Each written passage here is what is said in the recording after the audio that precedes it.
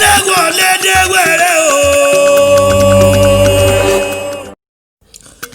ọjọ́ lẹ́wọ̀n lẹ́dẹ̀wẹ̀rẹ̀ o. oní ọjọ́ rẹ̀ ni wọ́n nílé bàbá mi gbogbo mo lórí rẹ̀ ni. mo ní gbogbo ẹni tó bẹ ní gbèrú òkun, gbogbo ẹni tó bẹ ní gbèrú ọ̀sà, gbogbo ẹni tó bẹ ní wọ̀nà lótú fẹ́ níbi ojúmọ́ ti gbé mọ́ wáyé. ẹ̀wà jí àrùn Ògbómọ̀ṣọ́ ajílété nílé ọmọ ọlọ́jọ́ bí òní ọmọ olóríire Oyèkúnlé Ayọ̀túndé Àfọ̀n ọmọ Olúgbọ̀n Àgbé. Happy birthday, happy birthday to you sir. mo lólùwà Fúnkẹ́ olólùfẹ́ rẹ ẹni bí ọkàn rẹ. Olúwa Fúnkẹ́ ló ní kí ọ̀rẹ́ lé bàbá tó bí ọlọ́mọ. ẹ̀yin lọ́mọ Ògbómọ̀ṣọ́ ajílété ọkọ̀ wọn lóde òde Èkìtì lẹ́kìtì kẹtẹkìtì ọmọ òjìyàn ọmọ olókèté méjì takọtabo lórí ara wọn. Ògbómọ̀ṣọ́ ajílété lórí kí àwọn bàbá tẹ̀yìn, bàbá Peace, bàbá Favour, bàbá Mary, bàbá Elizabeth, bàbá Daniel ooo. ẹnjìníà rẹ o, ẹnjìníà Oyèkúnlé Ayọ̀túndé Àfọ̀n kọ̀mpútà ẹnjìníàrì gbogbo United Kingdom, London, UK base lọmọ yẹn ti gbé pawó wá sílé. òní ọjọ́ rẹ̀ ọjọ́ kọkànlélógún oṣù kejìlá lọ́jọ́ tó ju ọ̀run gbẹ̀bẹ̀ lójú abiyamọ lólùfẹ́ rẹ̀ ló fi ń dúpẹ́ lọ́wọ́ Olódùmarè Àjàgùnmálẹ̀ àwọn olódì ọ̀run. ó ní ń dúpẹ́ dáadáa ọba tó bó ń dọ́kọ̀ ọ̀hún sí. ó ní Oyèkúnlé sí o ẹnjìníà mi dáadáa, the CEO at Ayodam Limited Cargo, Ayodam Limited Cargo and shipping to Nigeria from United Kingdom or London. Káre ìrìn àjò tó wà wọn ló ní gbèsàjò lọ́lẹ̀ Elédùmarè ọba wọn ní fòkù rẹ̀ ránṣẹ́ sílé. olólùfẹ́ rẹ̀ Olúwa Fúnkẹ́ ó ní kí ọ̀rẹ́ lù bàbá tó bí ọlọ́mọ kí n tó gbàgbọ́ lẹ́yìn lọ.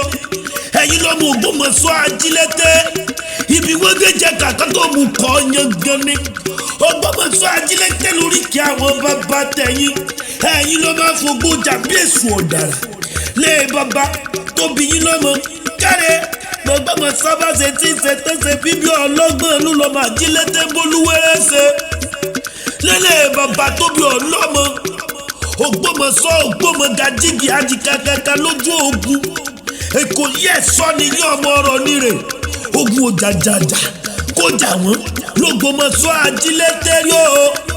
sẹ́ẹ̀tì dẹ́nu òkú èsìmì torí pé ẹ̀yin lọ́mọ kékeré àṣà ọmọ àjùjú bálà, àgbàlagbà àṣà ọmọ àjùjú bálà, kékeré làdàbà ṣubú tí ń jẹ láàrin ọ̀tá o. Ògbómọ̀ṣọ́ ọmọ làmí lápá làmí lọ́bẹ̀ n ò pín ọmọ làmí kò gbọ́dọ̀ jílẹ̀. Káre ọmọ alápàmìràwé ni yóò máa gbórí ọ̀gá lọ́sẹ̀ bọ́. wọ́n máa gbórí kí àwọn bàbá tẹ̀yìn ìyẹn lágbolé yín. ọmọ Olúbọ̀jálà o, ọmọ Olúbọ̀jálà o. Àjàwẹ̀yìn ló ti mú yẹ̀dìwù mi ṣe gbógun ojoojúmọ́ ló ti mú lẹ́yìn sú mi lọ. ẹ̀yin lọ́mọ oníyẹ̀lí ò bẹ̀bẹ̀ tí ń bẹ̀ rógun bẹ́ra. Káre ọmọ ojú oró kò jẹ́ ń ṣe tòní o, ọ̀kẹ́rẹ́ ojú mi ọbẹ̀ ó tòrò. ìjà ní ìdánì ìmọ̀kú ọmọ Olúgbọ̀n ọmọ Àbísàgbé Àfọ̀nsìkẹ́ wò kí àwọn bàbá tẹ̀yìn lágbolé yóò. ọmọ Olúgbọ̀n Àgbé o, ọkọ̀ Olúfúnkẹ́ o, bàbá Peace rẹ o, bàbá Favour, bàbá Mary, bàbá Elizabeth, bàbá Daniel ẹnjìníà UK base. mo lò ní kú kékeré ìgbà ọdún kan ní òní fojúsùnkún àyà òní fojúsùnkún ọmọ. ó ti wà lájò wà kéré délé èrè lálákàjẹ bọ̀ lábọ̀ ọjà wà jèrè ìkànnì tiẹ̀ ó mọ lé òjò lámọ tiẹ̀ lára èrè bóyá ṣe mọ tiẹ̀ láàjì lọ́tún ló mọ yọ ọdọọdún làárọ̀ rọgbó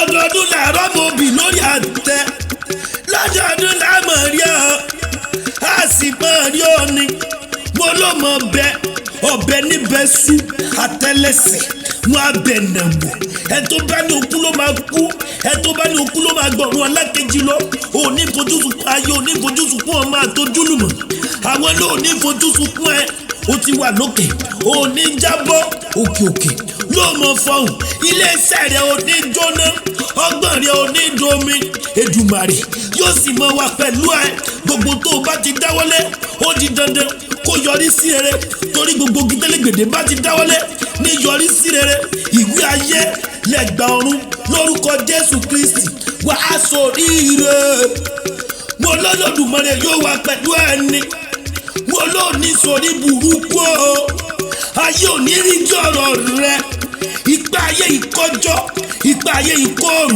ìgbà ayé ò ní kọ́ ìkọ́ kì í kọ́ bálá ìkọ́ kì í kọ́ mẹ́jọ tọ́mẹ́kù ló léwu ikú ayé ò ní kọ́ lálẹ́ Ẹlẹ́dùmarè ọba àsọdúnmọ́dún làwọn àsọdúnmọ́dún àsọdúnmọ́dún làwọn àsọdúnmọ́dún ọdọọdún làárọ̀ rógbó ọdọọdún làárọ̀ mọ̀bì lórí àtẹ ọdọọdún làmọ̀ rí ọ àyàwó lẹ́kìtì o ní gbogbo òde èkìtì ọmọ òjìyàn ọmọ oníyẹn funfun lẹ́lẹ́ ọmọ oníyẹn funfun lẹ́lẹ́ àwọn ọmọ olókè méjì takọtabo lórí ara wọn ìyẹn nílò Olúwa Fúnkẹ́ ẹni bí ọkàn rẹ o ẹni tó rán mi ń sẹ́ ó lájípolówó Jésù Ọláwálé ajípolówó Jésù tẹ̀tẹ̀ dákun báńkì olólùfẹ́ mi báńkì bàbá ọmọ mi London base UK base UK connection engineer computer engineer CEO Ayọ̀dàm ẹ kú oríire o